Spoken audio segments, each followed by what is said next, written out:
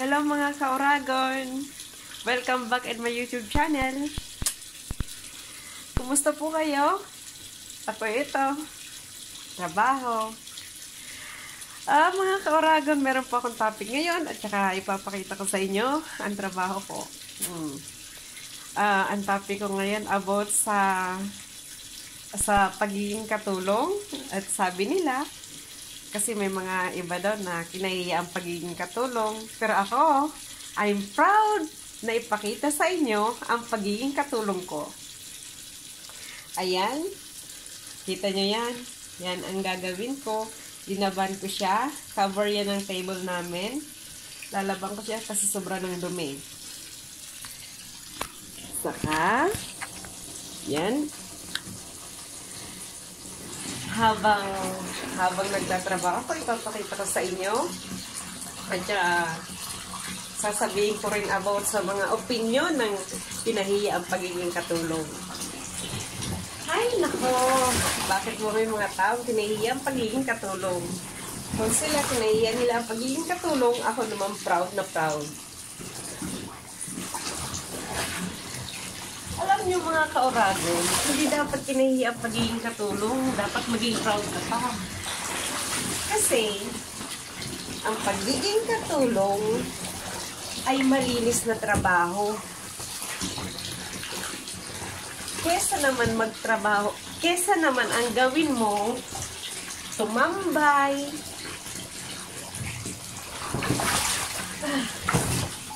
so heavy.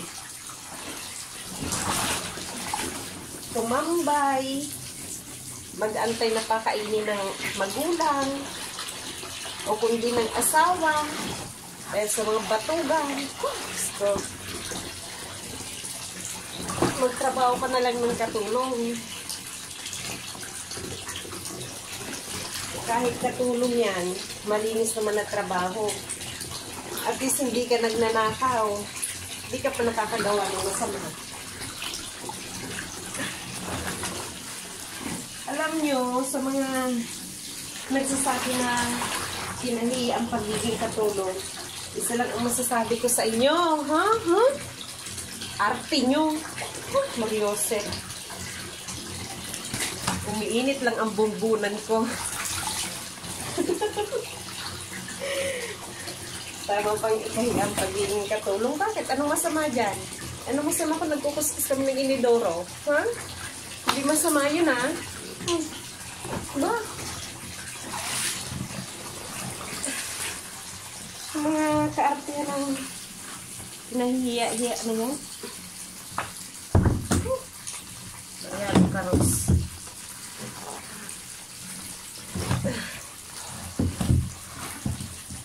Mabigat talaga siya.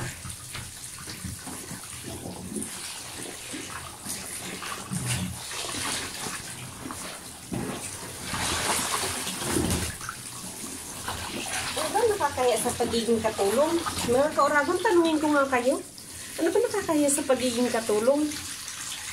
Yung magnunus-nus ka ng inidoro, Diyos ko. At least may bayad, may pera. Ayanong karos. Kaysa magnakaw ka. Papakain sa pamilya mo.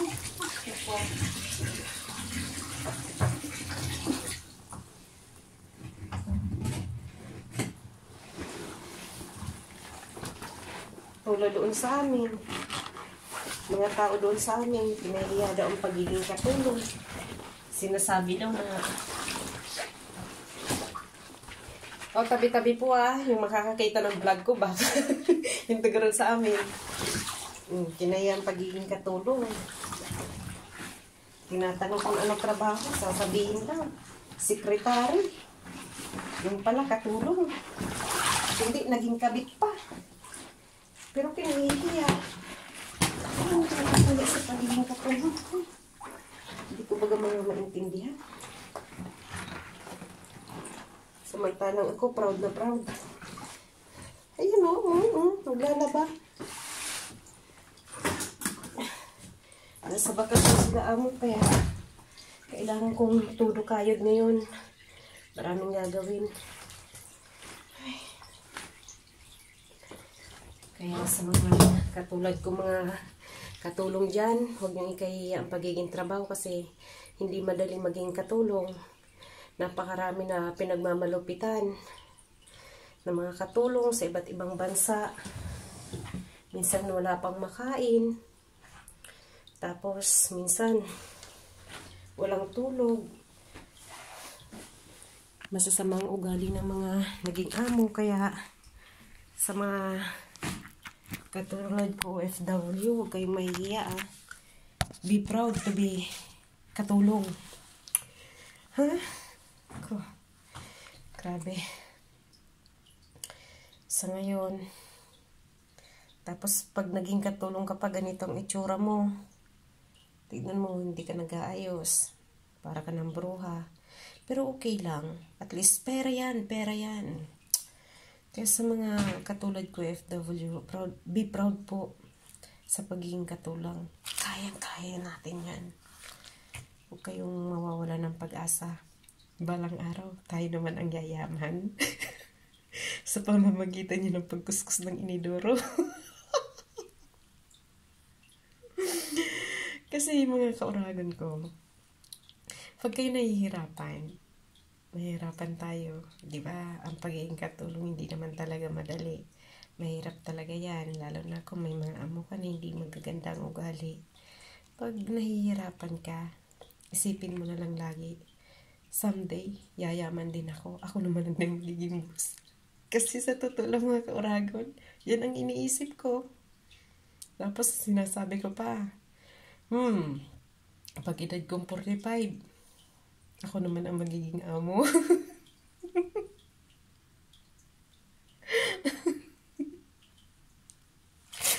Ay nako. Pero hindi nga. Talaga. May anuhan nga talaga ako na sabi nila kinahiya daw ang pagiging katulong.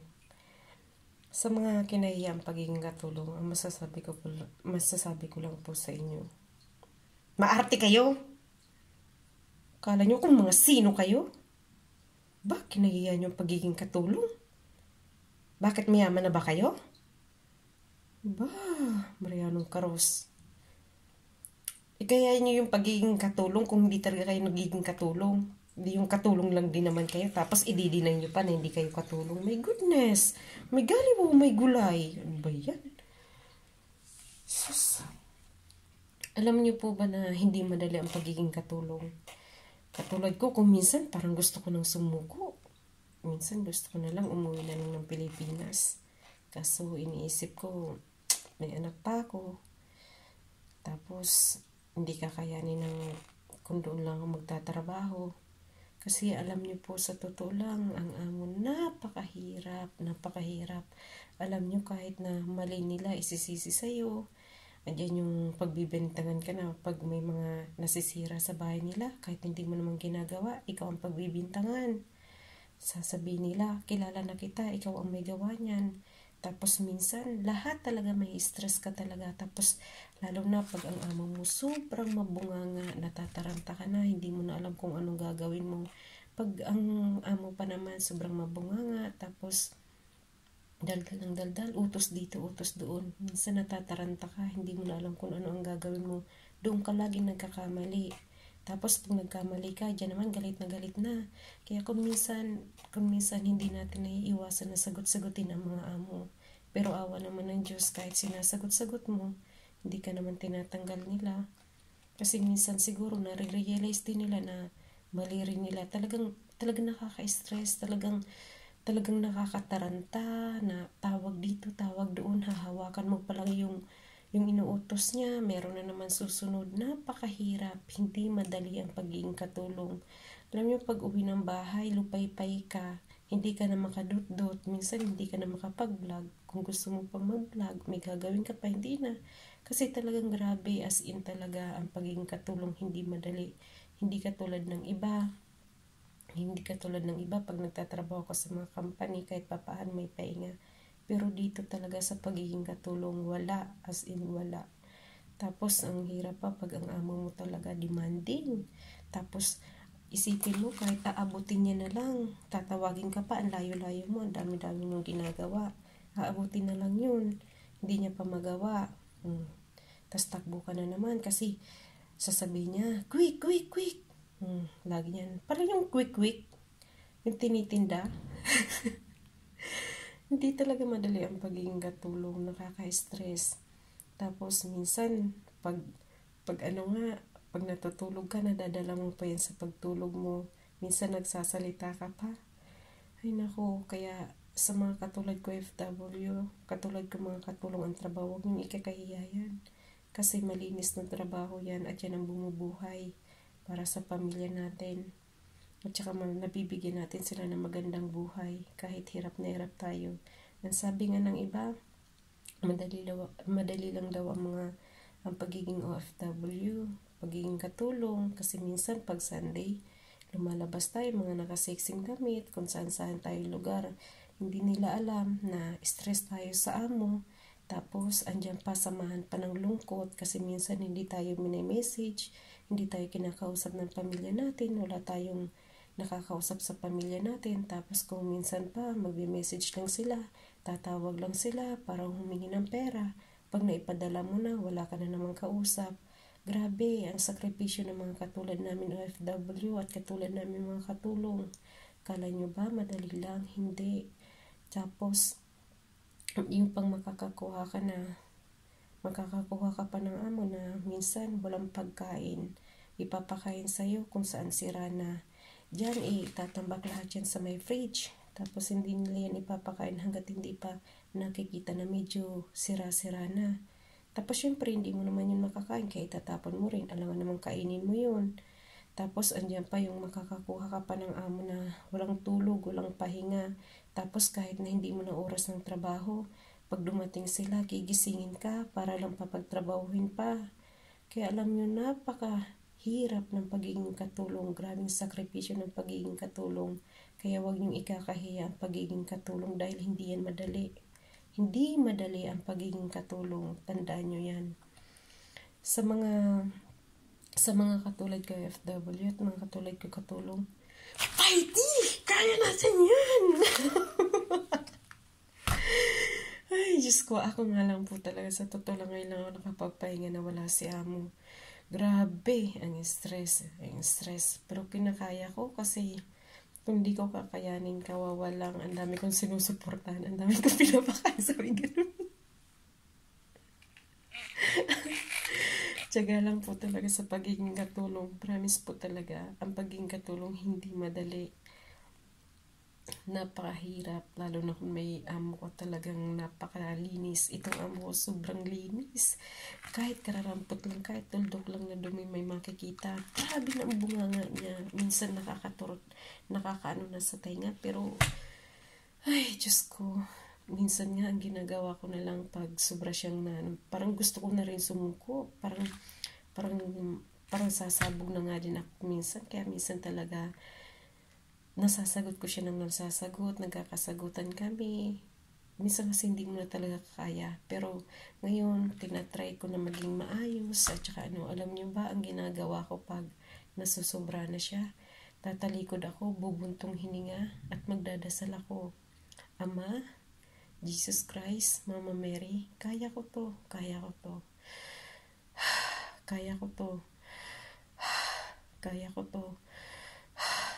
Tapos, haharap ako sa kanya ng nakangiti. Okay, madam. Okay. I will do it, madam. It's okay, madam. Okay, madam. Lahat, ganyan ang sasabihin ko. Pero grabe na sa kaloob-looban ko. Pero lagi ko lang sinasabi, Diyos ko, Papa God, Mama Mary, Jesus Christ, alisin niyo po ito.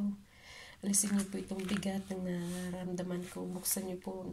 Pagkalooban niyo po ako ng malinaw na kaisipan at kalooban. Alisin niyo ito na galit ko. Kasi sobrang bigat, Jesus. Sobrang bigat. Alisin niyo po ito. Hihinga na naman ako ng niyan. Ng napaka... ganyan. Harap na ako sa kanya. Okay na. Ganun na lang ang ginagawa ko. Kasi ganun at ganun araw-araw. Ganun at ganun. Nakaka-stress. Sobrang stress. Nakaka-stress po talaga ang mga amo na sobrang talagang linis. Tapos, hindi na ako kontento. May makita lang na mali. Hindi mo naman talaga mape-perfect yan eh. Tapos, andyan pa yung pag-uutusan ka. Kaya talaga sunod talaga isipin mo. Hindi lang dalawa, hindi lang tatlo, hindi lang apat ang iuutos sa'yo. Hahawakan mo palang may utos na naman. Tapos, pupunta ka na naman sa kanya. Hahawakan mo palang may utos naman. Kasi lahat may first. Do it this first. Do it that first. Puro may first. Kaya minsan, pag tinanong mo na naman siya kung ano yung gagawin mo, sisigawan ka lang. Diyos ko, hindi madali ang pagiging katulong. Kaya sa mga katulad ko, FW, at saka yung mga kinahihiyang pagiging katulong, Diyos ko, sana maranasan nyo rin ang pagiging katulong kung gaano kahirap. Or siguro nararanasan nyo na yan na pagiging katulong, pero kinahihiyan nyo lang at sinasabi nyo, sekretary kayo, mga nagaano kayo sa mga grocery, pero talagang katulong lang kayo, hindi nyo lang sinasabi nga, kasi nga kinahihiyan nyo. Ay nako, sa mga kinahihiyan ang pagiging katulong, ay nako, masabi ko lang sa inyo, kayo na talaga ang mayaman. Kami na ang mahirap. Medyo nagiging seryoso ako ngayon mga kauragon. Sinasabi ko lang at sinashare ko lang yung pagiging karanasan ng pagiging katulong. At saka, Diyos ko, huwag yun naman ikahiya ang pagiging katulong. Kasi napakahirap, hindi madali, nakaka-stress, na kahit pagtulog mo, kahit pag-uwi mo, dala-dala mo, ikikwento mo sa mga kasama mo. Kaya minsan si tita, pag kinikwento ko ng kinikwento, hindi na ako pinakikinggan. Kasi ganun at ganun eh. Kasi minsan hindi mo maialis sa isip mo. Nakaka-stress, lalo na pag may mga nasisira, sasabihin ikaw ang nakasira. Kahit hindi naman, minsan pinapabayaran pa nila. Pero syempre, dahil nga sa minsan talaga, inaano ko rin na huwag sinasabi ko na hindi ko naman talaga nasira, hindi ako magbabayad. Ginaganon ko minsan. Kasi talagang kahit hindi mo naman nasisira, grabe talaga as in. Kahit yung mga trabaho niya, nakakainis na nakakatawa minsan. Kasi kahit hindi ko naman kasalanan, sasabihin niya kasalanan ko. Mahirap mga kauragon. Mahirap maging katulong, hindi madali. Kaya huwag niyong ikakahiya. Sa mga katulad ko, FW, again and again. Mighty! Kaya natin yan! Woo! Kahit ganito ang mga trabaho natin, kayanin natin. Huwag tayong susuko sa hamon ng buhay. Tapos, syempre, para sa pamilya natin to, para sa mga anak natin. Pag nahihirapan kayo, kausapin nyo lang ang pamilya nyo. Kasi ako ganun ginagawa ko. Tawag ako ng tawag sa kanila. Salamat naman at lagi silang andyan para sa akin. Lagi nila akong sinusuportahan. At hindi